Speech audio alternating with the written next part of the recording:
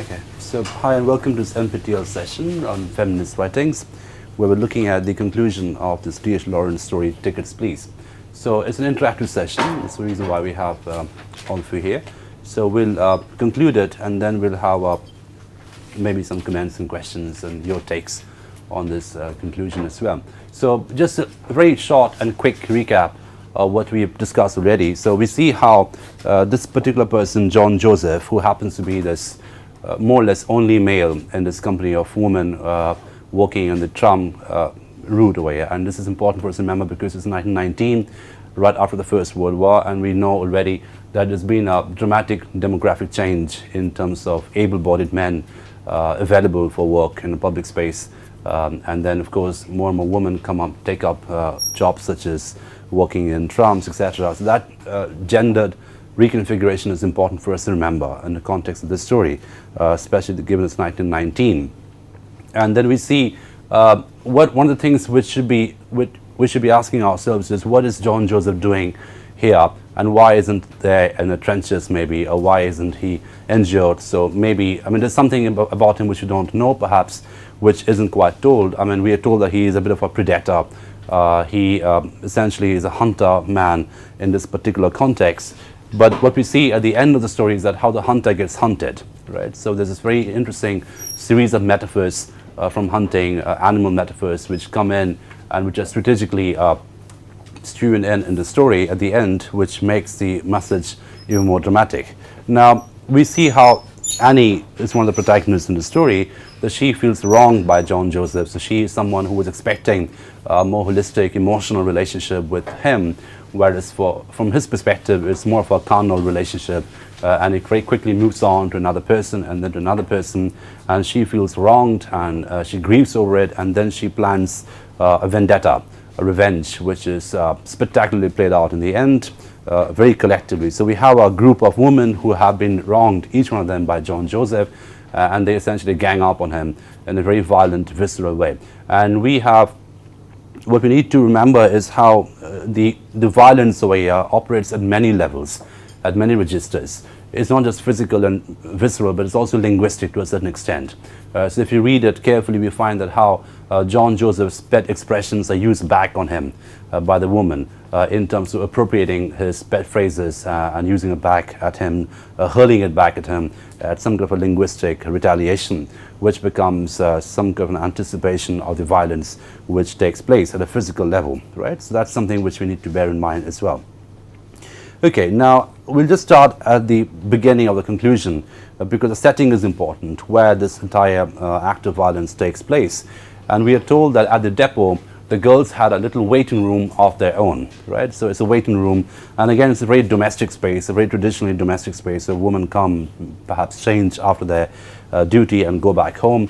It's perfectly innocuous, perfectly domestic. It's nothing violent or absurd about it. It was quite rough but cozy, with a fire and an oven. Again, very domestic metaphors, and wooden chairs. So if you take a look at the furniture in this waiting room, very cozy, very homely, very intimate. There's something unhomely about it, which is to say there's something uncanny about it. It's perfectly a familiar, intimate setting. The half-dozen girls who knew John Joseph only too well had arranged to take service this Sunday afternoon. So there's a plan brewing, we are told, that these people who had deliberately taken service on the Sunday afternoon just so they can act out this planned vendetta perhaps on John Joseph. So as the cars began to come in early, the girls dropped into the waiting room, and instead of hurrying off home, they sat around the fire and had a cup of tea. So again, so far we've had a series of very domestic, homely metaphors. A group of women making a cup of tea in an oven in a small cozy room. There's nothing about it which is even remotely dangerous or subversive. So the setting appears very deceptively domestic at the beginning, and that deception, the deceptive quality, is interesting for us to unpack, because we see how it is very quickly and dramatically defamiliarized when John Joseph comes in, and we have this visceral violence enacted at the end. So instead of hurrying off home, they sat around the fire and had a cup of tea. So John Joseph came in the car after Annie, at 10:15. He poked his head easily into the girls' waiting room. Prayer meeting? He asks. Aye, said Laura Sharp, ladies' effort. So Again, it's important for us to underline and observe the linguistic registers over here. It sometimes takes up double innuendo, double meaning. So prayer meeting, he asks, and response he gets is lady's effort, which again could be interpreted in many ways. So it is a collective effort by all these ladies who have been wronged, presumably by John Joseph, and now they have collected, they've gathered together, and this is very much a lady's effort in that sense. So, there is that register operative as well. "That's me," said John Joseph. It was one of his favorite exclamations. So that's important for us to understand and remember and observe that we are told what his favorite exclamations are. And these are exclamations which are used back at him this entire retaliation game which takes place. "Shut the door, boy," said Myrtle Bagley. "Which side of me?" said John Joseph. "Which the likes." Now again, this is very colloquial, which the likes, which you like. So again, this is not grammatically very correct or sophisticated, but that's the point. I mean, we are talking about a register which is very colloquial in quality, right? And we've seen already how in the story, when the sentiments shift, when it becomes more intimate, or when it becomes more close, there's a corresponding shift in linguistic register as well. It becomes more colloquial, more slangy, more local in quality, right? Which is to say, it moves away from the objective, empirical, grammatical position to a more colloquial position in a very nice correspondence with the shift in sentiment. Okay, he had come in and closed the door behind him. The girls moved in their circle to make a place for him near the fire. Again, the circle is important. It's the beginning of the hunting metaphor. It's the beginning of the hunting, the pack metaphor, which is being employed over here. And they make him sit down in the middle of the fire and the circle around him. He took off his greatcoat and pushed back his hat. So we've seen already how in the story, the sartorial signifiers are very important. We've seen the tweed cap of John Joseph as an aspirational category of dress. He's wearing a tweed cap, which is to say that he's perhaps aspirational to be a gentleman, and his greatcoat over here is perhaps a uniform that he's wearing, which suggests his superiority compared to the other girls around him. And it takes off his greatcoat and pushes back his hat, right? So it's taking off, this doffing of the greatcoat becomes symbolic over here, because what we see very quickly in the scene is an act of emasculation, complete emasculation, an act of disembodiment, right? And of course we know that dresses or sartorial signifiers play a very big part in embodiment. How you dress, what you dress, could be social statements, could be very much part of your extended embodiment, right? So embodiment operates in many levels. It is embedded in quality. There's a neural, psychological, biological level of embodiment, and equally is an extended discursive quality about embodiment which flattens out through dresses, language, etc. So taking off this greatcoat becomes a very symbolic scene over here, which you need to underline and observe. "Who handles the teapot?" he said. Nora silently poured him a cup of tea. "Want a bit of my bread and dripping?" said Myrtle Bagley to him. "I always welcome," and he began to eat his piece of bread. So, I mean, notice the very deliberately done domestic setting over here. It's a group of women serving him tea, giving him bread, and he's just being this powerful man, enjoying and consuming the kindness of women over here, which is to say, this is a very superficial kind of a structure which is laid out before us, and that's going to be dismantled and decimated very, very quickly. Right? So this is a very common trope in literature. You create a setting to dramatize the deconstruction which follows subsequently. Right? You create a superficial setting, a superficial structure, just to hammer home the deconstruction and the decimation of that which takes place subsequent to that particular scene. Okay, and he began to eat his piece of bread, and this is a very important sentence where he says, "There's no place like home, girls." Right? So the homely quality of the setting is underlined and dramatized by this particular statement where he says, "There's no place like home, girls." And we find, we've already seen how the concept of home becomes very important in feminist studies, in feminist writings, in gender studies in general, because home suggests intimacy, coziness, familiarity, etc. Whereas that's homely, and what's unhomely can very quickly become uncanny. I mean, we talked about already the etymology of the word uncanny, and as used by Freud, which means unheimlich, which actually means unhomely, outside the home, right? So this is very, very homely for him at the moment, but then the subterranean, the subliminal suggestion is this is very quickly becoming unhomely, perhaps. It's very quickly becoming an uncanny space, which it will very, very shortly. So they all looked at him as he uttered this piece of impudence. he seemed to be sunning himself in the presence of so many damsels. So again, he's being this very powerful man, this very embodied male who is around, surrounded by all these women, enjoying the attention, enjoying the comfort they're offering him in terms of the tea and the bread. And there is a commonality to be drawn between this and the opening of Mansfield's Fly. If you remember, even the boss seems to be placed in in a position of privilege, where he enjoys all the manly embodiments of having a new office, reading Financial Times, using a phallic paper knife, and drinking whiskey at his own disposal. So everything around him at the beginning of the story was very, very masculine. And then, of course, we saw how that is emasculated very dramatically as the story progresses. So over here, we have a similar superficial and deceptive setting of masculinity and this comfort of being this powerful man. Okay, so they all looked at him as he uttered this piece of impudence. He seemed to be sunning himself in the presence of so many damsels, especially if you're not afraid to go home in the dark, said Laura Sharp. Me, by myself I am. They sat till they heard the last tram come in. In a few minutes, Emma Housley entered. Come on, my old duck, said Polly Birkin. It is perishing, said Emma, holding his fingers to the fire. But I'm afraid to go home in the dark, sang Laura Sharp, the tune having got into her mind. So this is the beginning where the words of John Joseph are used back at him, right? So again, used back at him with a deliberate tonal shift. So I'm afraid to go home in the dark. So the tonal shift, the tonal register which changes becomes the beginning of subversion, becomes the beginning of violence. So we can see how the violence is notched up linguistically by using the words back at the person with tonal shifts before it becomes visceral and physical as it does at the end. Okay.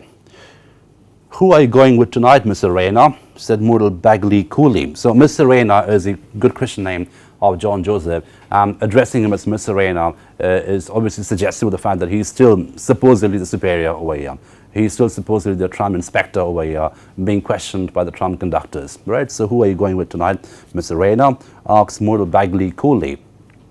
Tonight, said John Joseph. Oh, I'm going home by myself tonight, all on my lonely own. That's me, said Nora Purdy, using his own ejaculations. Again, I mean, hurling back the expressions have begun. That's me, said Nora Purdy, using his own ejaculation. The girls laughed shrilly. Right. So again, I mean, what's important for us to understand here is the collective quality of the actions which are performed over here. They're all laughing together shrilly. They all will begin to attack together in a very visceral way. And we have the animal metaphors, the hunting metaphors, which will come in very quickly, as we'll see. Well, me as well, Nora, said John Joseph. Don't know what you mean, said Laura. Yes, I'm toddling, said he, rising and reaching for his coat. Nay, said Polly, we're all here waiting for you. You got you up in the good time in the morning, he said in a benevolent official manner. They all laughed. So we can see how when he begins to sense some kind of a strangeness in the room, he's very quickly resorting back to the official position of the tram conductor, where he's saying we've got to be up early tomorrow morning, it's a Monday morning, so we better head back home, etc. And the adjectives are important, benevolent official manner. Which is a very familiar trope of patriarchy when it doesn't want to expose itself as a predator. It goes back being benevolent and official, and that's what he's resorting back to. He's resorting back to that register, his drawing of that register in terms of defending himself. Okay. They all laughed. Again, the collective quality. They all laughed together. They're laughing shrilly together. They're laughing at him. Okay. Nay, said Muriel, don't disappoint us all. I'll take the lot if you like, he responded gallantly. That you owned either, said Muriel. Two's company, seven's too much of a good thing. Now, what's interesting over here is how the women at this particular point are supposedly objectifying themselves. They're asking him, who are you going back tonight? And he tries to evade first by saying, I'm going to go home. Secondly, by saying, I'm happy to take all of you together, to which they object and say, you know, two's company, seven's too much of a good thing. And again, this is a very superficial stereotypification. The superficiality is important for us to understand. They are supposedly objectifying themselves over here by asking him this question, who are you going to pick among us, right? So it's a complete reversal of agency which is operating over here. So they are the ones who actually acquire agency. They're the ones who possess agency over here, which is further dramatized by the comicality of this objectification. It's a semi-serious objectification, and they are speaking from a position of strength, right, from a position of agency, from a position of privilege over here. And it's important for us to understand how the agency is operating at so many levels.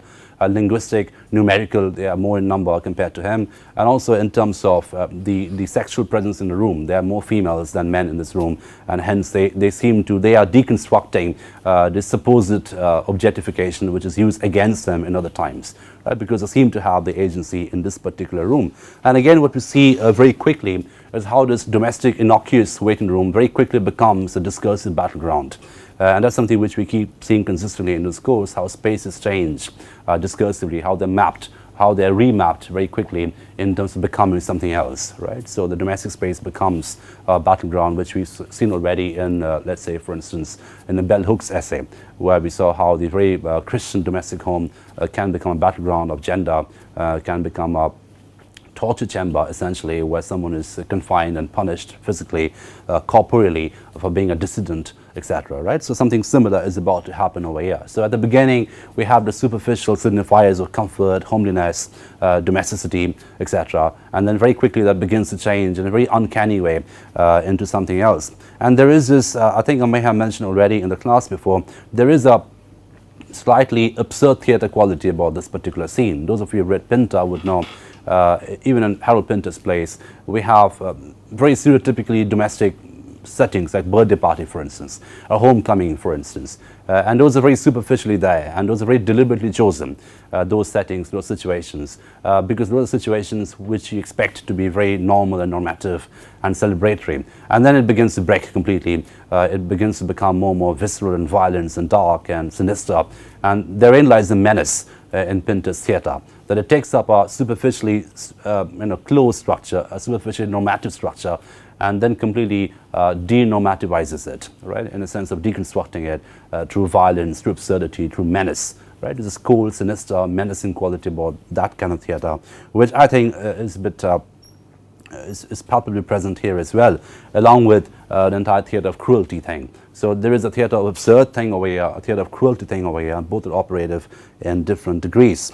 Okay, so, and then this is what is asked to him. Nay, take one, said Laura, fair and square, all about board, say which one. Right? So again, this seems to be objectification, but this is spoken by the woman, and they're the ones possessing power, possessing language, possessing the question, symbolically speaking, right? So they're the ones who own the question at the moment. Say which one. I, cried Annie, speaking for the first time, choose John Joseph, let's hear thee. Nay, he said, I'm going home quiet tonight. He frowned at the use of his double name. Again, look at the shift in language over here. So they first address him by his Christian name, and now they address him as his double name, John Joseph. And that is to say, the official familiarity, the official protection that he happens to have is going away, which had started already when he took off his greatcoat, right? So taking off the greatcoat was the beginning, the sartorial symbol of his laying down of his defense mechanism, and now that is being translated into him being addressed by his Christian name, by his familiar domestic name, John Joseph. Choose John Joseph, let's hear thee. Nay, he said, I'm going home quiet tonight. He frowned at the use of his double name. Who says, said Annie, that got to take one? Now, how can I take one? He said, laughing uneasily. I don't want to make enemies. You'd only make one, said Annie grimly. And this is the point where you begin to realize that the whole idea of quote unquote allowing him to take one person is a bit of a joke, right? So because what has been said quite quickly is you'll make one enemy only, because the person you choose will turn out to be your enemy. So it's not a question, it's not a drama of desire, it becomes a drama of revulsion, actually, which is being played out over here. So you'll only make one, and the person you choose will become your enemy by default. The chosen one, so Laura, a laugh went up. Right. So again, the collective quality of laughter is important over here, and that becomes part of the ammunition which is being directed against him, the laughter, the language. And I mean, notice the way in which this is how embodiment operates. It starts with dress, and then language, and then laughter, and then it becomes more and more physical in quality. So that becomes part of the entire disembodiment drama, right? So different signifiers before it becomes actually biological and corporeal in quality. Right, so all that signifiers melt away first before it actually comes to the body. Okay, right, so yes, I'm toddling. We're all here waiting for you. So, when he says I'm toddling, I'm heading off. And again, look at the choice of verb over here. I'm toddling. Toddling over here obviously is suggestive of some kind of infantilization, right? You toddled away. It's not a very manly form of walking. It doesn't say I'm walking away or I'm galloping away or I'm heading off. I'm toddling, which is say I'm going away in a very toddle-like way. He said he rising and reaching for his coat. Again, the movement is very symbolic. He's reaching for his coat. He's reaching for his protection, which will again make him a tram inspector once he puts on that coat. Nay, said Polly, we're all here waiting for you. And then we've all got to be up in the morning, he said, in an official, benevolent official manner. And then he is asked to choose one person. And of course, he's trying to be evasive. And then fair and square, all above board say which one. And then he says, I don't want to make an enemies. And then he's told that the person you choose will become your enemy by default. Okay. And then we are told, interestingly, that he turns as if to escape. Right? And this escape mechanism is important because this is the first direct metaphor of hunting which we get over here. I mean, he's about to be hunted, and there's a pack metaphor, the hunting metaphor, this animal metaphor which keeps coming in now. But he's begun to sense danger, he's begun to sense menace, as it were, and has turned into escape. Well, good night. Nay, you've got to take one, said Muriel. Turn your face to the wall and say which one touches you. Go on, we should only just touch your back, one of us. Go on, turn your face to the wall and don't look, and say which one touches you. Right? So it becomes a bit of a, and again, notice how this seemingly childlike play actually becomes very erotically violent in quality. So again, we have this very interesting relationship between the ludic activity and the erotic activity, which comes in together. And we've seen already how the fairground in the story is a spectacle for that as well. It becomes a very suggestive ludic space for covert sexual activities, right? And now we have the fairground being replicated over here in this very small waiting room, which becomes more sinister and more dense and more condensed in quality, but a similar kind of play activity is operative over here. So seemingly it seems to be a childlike game where someone's turned against the wall and people are touching him on the back, and he's supposed to guess who is the one touching him. But this becomes a trigger for violence. This becomes a trigger for a very sexualized form of violence, which is what we get in the story. Right.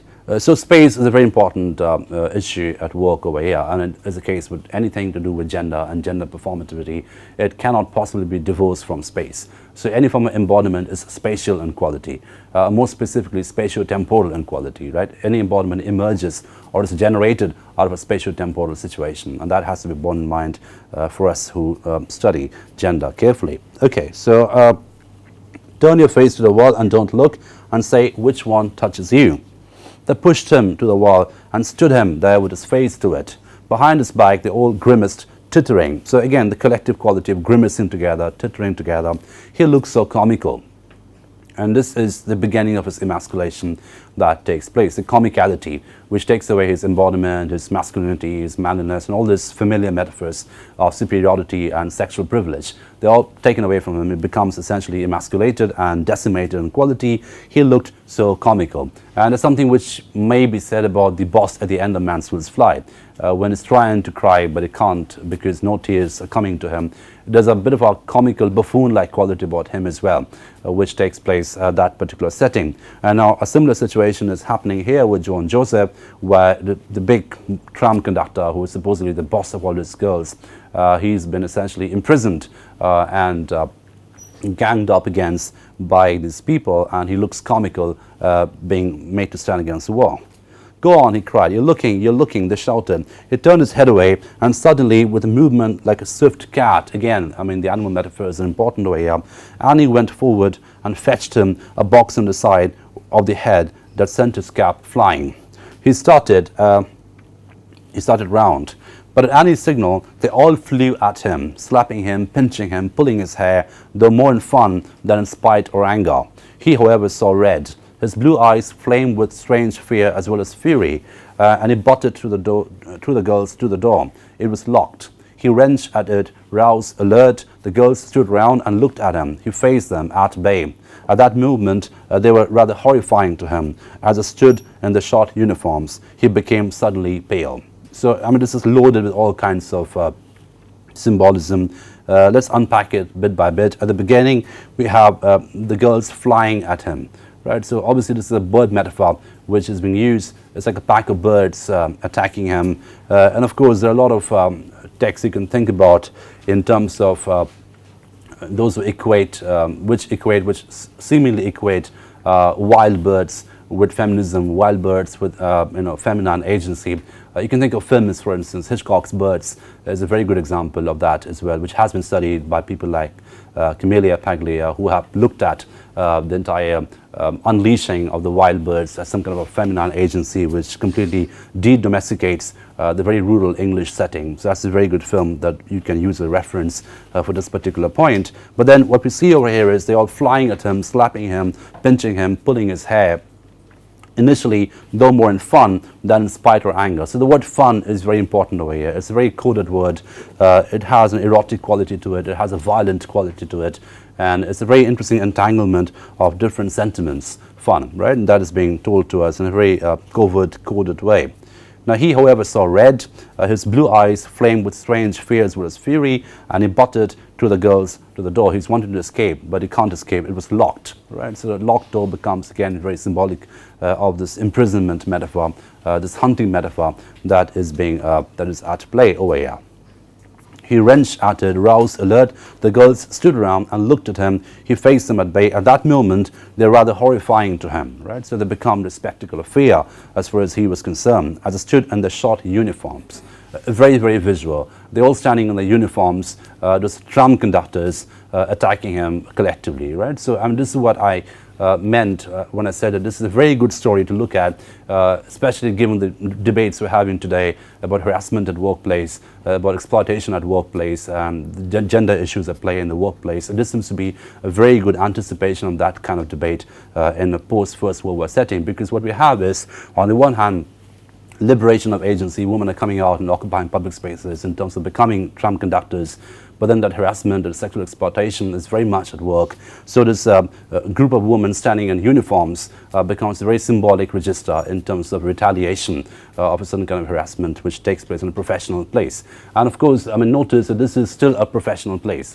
This particular setting is a professional waiting room for the tram conductors. So the setting becomes very important as well. So the sartorial signifiers, the special signifiers all come together in very interesting ways to make it a symbolic retaliation. Okay, so that symbolism is important for us to understand. He became suddenly pale, right? So draining off his lifeblood, as it were. "Come on, John Joseph, come on, choose," said Annie. "What are you after? Open the door," he said. "We shan't, not till you've chosen," said Muriel. "Chosen what?" he said. "Chosen the one you were to marry." And this is a very important word over here. You are to marry one person, name a person you are to marry. Right? So the word marriage over here is obviously a very metaphorical word, because it goes against this entire sexual predator quality. So you choose the person you want to marry over here. And of course, we know very quickly as you read it, the person he chooses will reject him immediately. So it's a very deliberate kind of reverse objectification at work, right? So apparently it seems that they're offering someone who will be married to him, and the person who he chooses rejects him immediately. So it makes the rejection more spectacular by the people owning the question, and owning the question becomes a very important object over here. They own the question, they own the language, they own the rhetoric, they own the metaphors, right? So the metaphors are owned by the woman over here, and that becomes part of the agency package, part of the agency narrative that they have, right? So they are the ones who own the language over here, and that becomes part of the retaliation, part of the violence, part of the agentic embodiment which they enjoy compared to the agency-lessness that he's been subjected to over here by being hunted down. Okay, she replied. The girls stood back in a silent, attentive group. So again, the silence becomes collective in quality. The shrill laughter was collective, the silence becomes collective, so everything becomes collective. It's more of a gang activity which is at play over here. He hesitated a moment. "Open the confounded door," he said, "and get back to your senses." He spoke with official authority. Again, falling back on the official register in terms of a defense mechanism, right? So he wants to be the tram inspector over here and not a predator. Right? But of course, he's not allowed to be that at the moment. "You've got to choose," cried the girls. He hung a moment and then went suddenly red and his eyes flashed. Come on," said Annie. He went forward, threatening. She had taken off her belt and swinging it, she fetched him a sharp blow over the head with the buckle end. So this again becomes very symbolic. Taking of the belt and hitting someone is a very traditionally, stereotypically phallogocentric activity, right? It becomes part of the patriarchal authority narrative, which we have seen already at play in Bell Hooks' essay. Taking of the belt becomes a very symbolic act of enactment of masculine violence, masculinized violence, etc. And that is reverted back over here. And that's very much part of the owning back package. They own the metaphors, they own the language, they use the language back at him, and then of course taking of the belt becomes quite literally owning the instrument of torture, owning the instrument of domination over here, right? So this domination is sexual in quality, this domination is violent in quality, it's very corporeal in quality, but of course we've seen, before you come to the corporeality of it, there are so many other discursive appropriations which have taken place already in terms of dress, language, etc., right? And now we come to the corporeal quality of this entire enactment, this entire retaliation. Okay, so this is very, very corporeal and almost sexual in quality. Right, he rushed with lifted hand, but immediately the other girls flew at him. Again, this bird metaphor of flowing together as a pack is important, pulling him and pushing and beating him. Their blood was now up. He was their sport now. Interesting word again. He was a sport now. So he becomes, so entire objectification is reversed over here. So we can see now the superficiality of objectification at play. I mean, the person being objectified throughout this entire episode is John Joseph, right? So that makes the other form of objectification which the girls were offering him comical and subversive in quality. So he is the object now, he is the sport now, he is the one who's being hunted now. So the hunter is being hunted, and a complete reversal of gendered performance. They're going to have their own back out to him. Strange wild creatures, they hung on him and rushed at him to bear him down. Again, the wildness metaphor, the wild metaphor, the animalistic metaphors are important for us to observe. His tunic was torn right up the back. Nora had hold at the back of his collar and was actually strangling him, right? So very violent, very erotic in quality. Luckily, the buttonhole burst. He struggled in a wild frenzy of fury and terror, almost mad terror.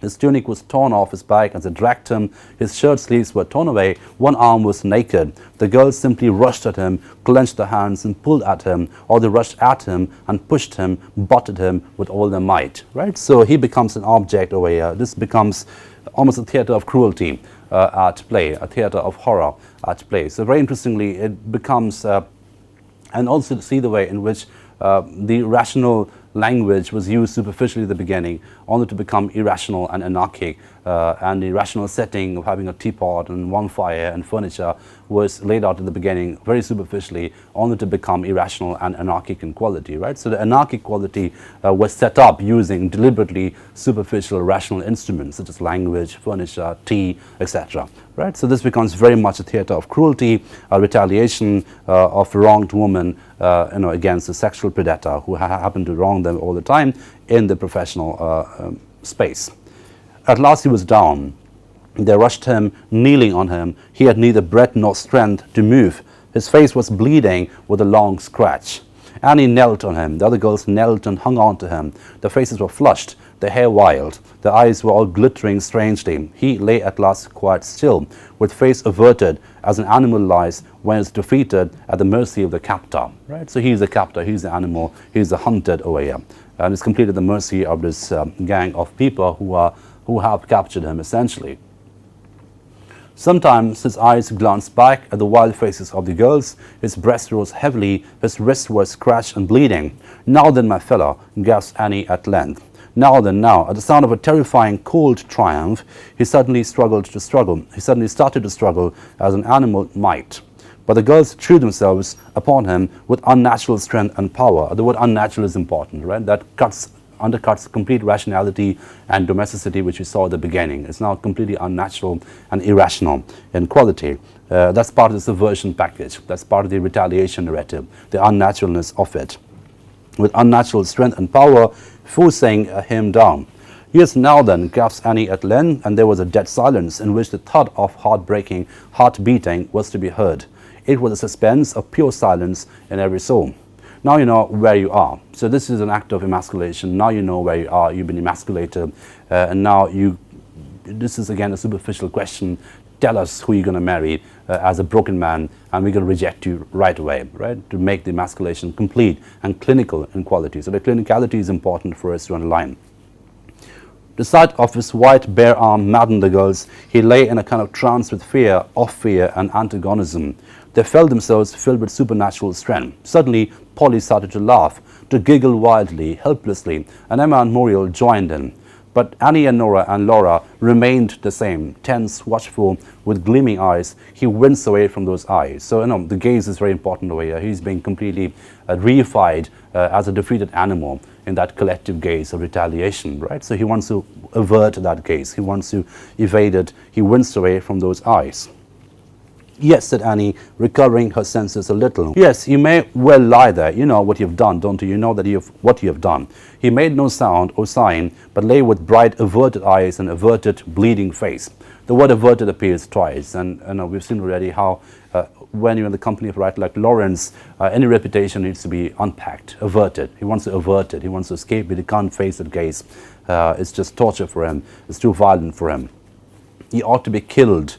That's what he ought, said Annie tensely. So killed becomes a very symbolic act over here. It could be symbolic of castration, emasculation, any kind of disembodiment at play. He ought to be killed. That's what you ought, said Annie tensely.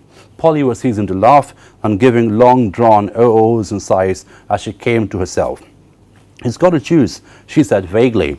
Yes, he has, said Laura with vindictive decision. So, that vindictive quality is important for us to underline. It's a vendetta. It's a spectacular vendetta which was played out against this person. Do hear, said Annie. With a sharp movement that made him wince, he turned his face to her. Do you hear?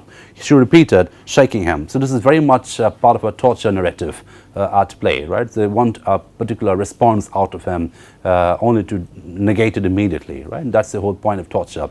You don't want to hear, this knowledge is not what you're after, really. You want a response which you negate as part of the torture mechanism as it goes on, right? So do you hear? She repeated, shaking him. But he was dumb. She fetched him a sharp slap on the face. He started with his eyes, and his eyes widened. Do you hear? She repeated. What? He said, bewildered, almost overcome. You've got to choose, she cried, as if it were a terrible menace. The word menace is interesting over here because that's very much part of the theatre of cruelty and the theatre of the absurd rhetoric, which we know traditionally. Menace. What? He said in fear. Choose which one of us you'll have. Do you hear? And stop your little games. We'll settle you. There was a pause. Again, he averted his face. He was cunning in his overthrow. All right, then, he said, I'll choose Annie. 3 cheers for Annie, cried Laura. Me? Cried Annie. His face is very white. Her face is very white. Her eyes like coal. Interesting. The word coal comes away in a completely different register. We saw at the beginning of the story how the coal was very much part of the landscape, real matter, right? So this is presumably Nottingham or any part of northern England. A lot of references to colliery were made, etc., which is very much part of the landscape narrative, which is laid out for us as the tram movement were described. But now coal appears over here as a metaphor. So the shift from matter to metaphor is interesting for us to observe. His eyes are like coal now. Her eyes are like coal. Me? Then she got up, pushing him away from her with a strange disgust. I wouldn't touch him, she said. The other girls rose also. He remained lying on the floor. I don't want him. He can choose another, said Annie with the same rather bitter disgust. Get up, said Polly, lifting his shoulder. Get up. He rose slowly, a strange, ragged, dazed creature. The girls eyed him from a distance, curiously, furtively, dangerously. Again, eyeing him from a distance becomes important. It's a long shot now. Right? He's dwindled as a creature, essentially. Right? So the girls eyed him from a distance, curiously, furtively, dangerously. The words are important. The adverbs are very important over here. The gaze is still very dangerous. It's still violent in quality. Who wants them? Cried Laura roughly. Nobody, they answered with derision. It's a collective rejection, right? It's a collective denouncement, it's a collective emasculation, which is pronounced over here with nobody. So nobody wants them, they answered with derision. And they began to put themselves tidy, taking down the hair and arranging it. Annie unlocked the door. John Joseph looked around for his things. He picked up the tatters and did not quite know what to do with them. And then he found his cap and put it on, and then his overcoat. He rolled his ragged tunic into a bundle, and he went silently out of the room into the night. The girls continued in silence to dress their hair and adjust their clothing as if it never existed. Right? So we're back to this domestic, homely setting. We're back to this waiting room for the tram depot, which had suddenly become a battleground of vendetta and subversion and retaliation. But now he's dressed up again. He's put on his overcoat, his greatcoat.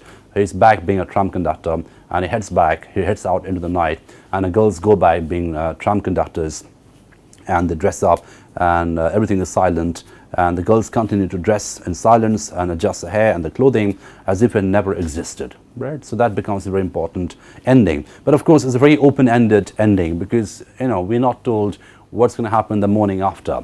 When it comes back as a tram inspector, will they continue being the tram conductor, the girls? Will this particular episode have any permanent mark on the relationship between John Joseph and the tram conductors, or will it just be an episode which will be forgotten and it'll go back to the old structure again? That we're not told, but we are given a very graphic episode of violence and retaliation, which probably has a permanent effect in terms of retaliating or avenging the harassment at work, the exploitation at work, which this particular person as a predator had carried out for a period of time. So this is a very important story, not least if you're reading it from a position or perspective of feminist writings, and especially, as I mentioned, it's very topical and relatable to some of the debates we're having today about workplace conditions, gender questions, harassment, exploitation, etc. Right? And the setting of the story is very important. The war is never mentioned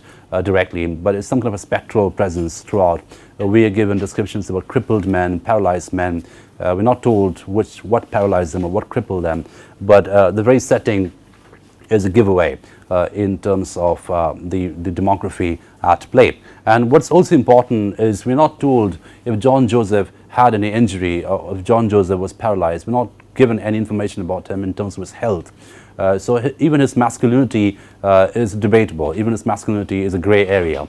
Why was he not in a war? Why does he continue being the tram inspector when everyone presumably is at war or recovering from the war?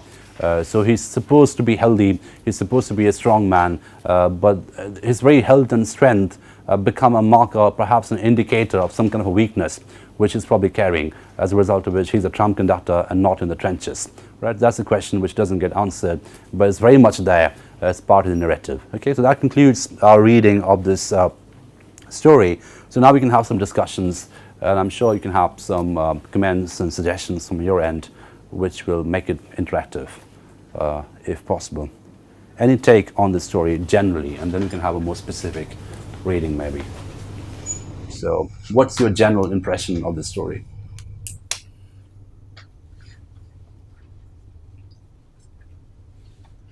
What about the title, Tickets Please? Could ticket be a metaphor over here? For what? Ticket to what?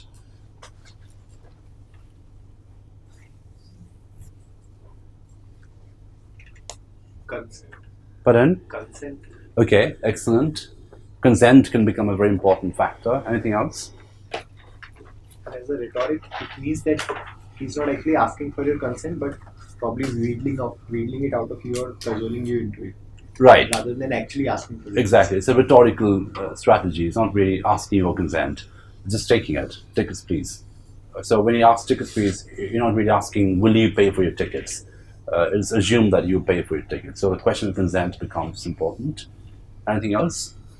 Also maybe like structural inequality, Right. like when they describe him walking out into the night with a woman, there's no coercion that is mentioned overtly. Right. But because he is their superior, and obviously if you're working under him, there is that element of power imbalance. Absolutely. So that is also alluded to. Absolutely, yes. So it's not that he's assaulting them in the in the regular sense, Yeah. but because of the imbalance, choice is limited. So Absolutely. So the question of choice, the question of saying no, the question of not being able to refuse, these become very important over here. And we are told repeatedly that girls come and go, and he makes his choice, and people stop coming to the services. Their mothers intervene, take them off their duty.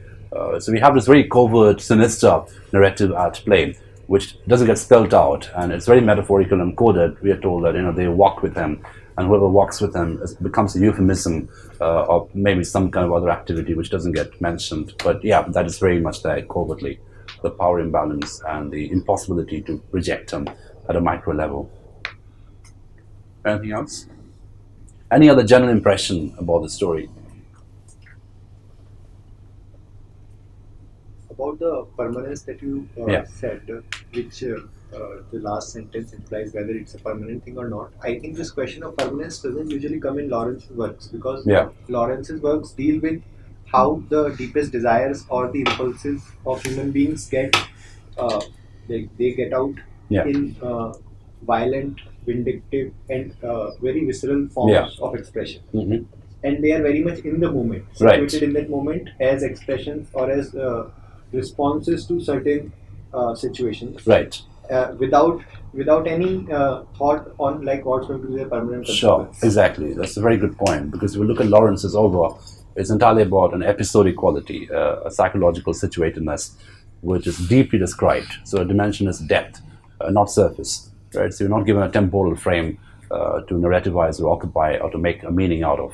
We're given an episode and we're supposed to delve into it to all the psychological complexity. Therein lies the cut-offness about Lawrence's writings. It's just deep and into a particular situation. So the question of permanence becomes a little redundant in the end, and that's not the key question. That's not something that, I mean, it's a commonsensical question, that what will happen to them later. Will they come back as tram conductors? Will he come back as a tram inspector? But that's not what the narrative is aiming after, really. From an artistic position, that's not a part of the authorial intent. It's completely redundant, that question, yes.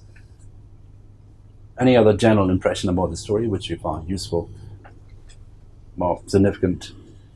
Also, I think when I realized when we were reading last to last class, I think when Annie goes to the fair, Right. and she says, it's a good thing to have a boy when you're at a place like Yes, this or something yeah. like that.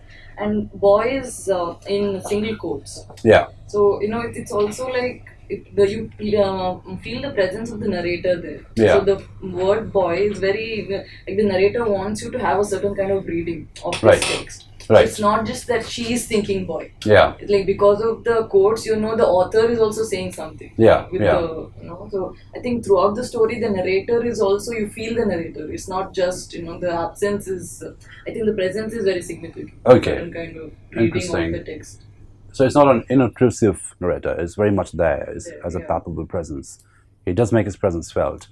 But also, I mean, it's equally important for us to understand that the linguistic register over here is very carefully chosen. It's a very working class register, right? It's very unsophisticated, crude metaphors which are at play, because the setting of the story, or the people who populate the story, belong to a certain linguistic register, which is, which has correspondence to a certain class register.